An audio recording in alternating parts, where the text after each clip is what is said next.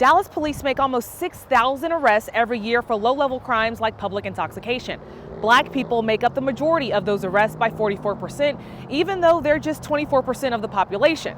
The police oversight group says they would rather see more citations given and police spend more time focusing on violent crime.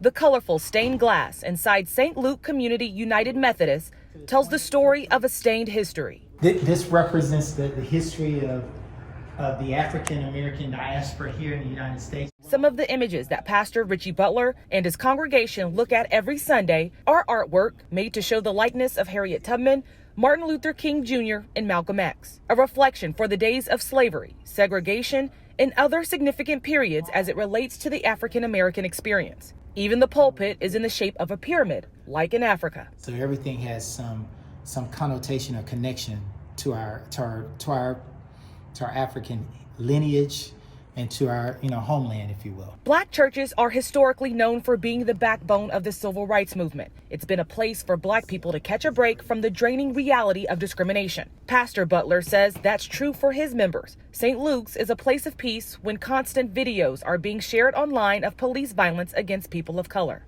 I think that's part of the role of the church, to help keep us from, to use the phrase that the late DMX said, y'all gonna make me lose my mind up in here, when we think about all the encounters and issues that we have faced with law enforcement. When the pastor is not preaching, he's working to better race relations with police. It's something he believes can't just be left for law enforcement to handle.